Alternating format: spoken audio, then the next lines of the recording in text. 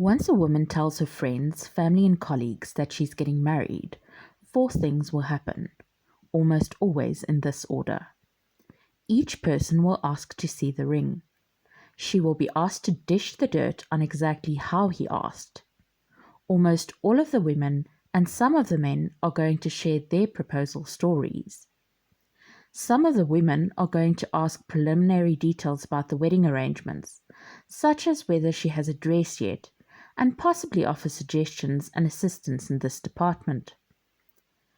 So, the most important thing to remember when proposing is that your wife-to-be is going to tell this story many dozens of times, and that she will be asked to retell it by young men planning their own proposals and to young women who are getting to be ready to be married in turn for many years to come.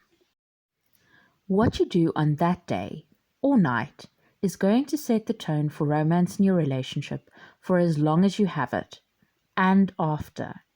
Even the divorced men and women are not excluded from the social custom of recounting their proposal, wedding, and honeymoon stories.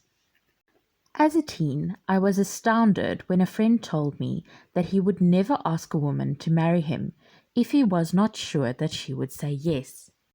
Knowing this, it probably does not surprise you that I designed a challenge for my true love, complete with tasks that had keys carved into the tree in my childhood front yard as a 6-year-old. Nor are you likely to be surprised to hear that I loved Jane Austen as a teen. Now that you know about this innocent, or naive, you choose, view of the world and relationships that I held at that time. Love comes in many guises. I appreciate comfortable, dependable love. That having been said, life really has enough tough patches, and the marriage ceremony and everything leading up to that can be a well of good and exciting memories to draw on, reserves to get you through the thin years. So, I would not recommend waiting too long, to the point where it is the only next logical step, other than breaking up. Proposing during or after a fight about the direction of your relationship is not recommended. So-called testing people is just a thing to do.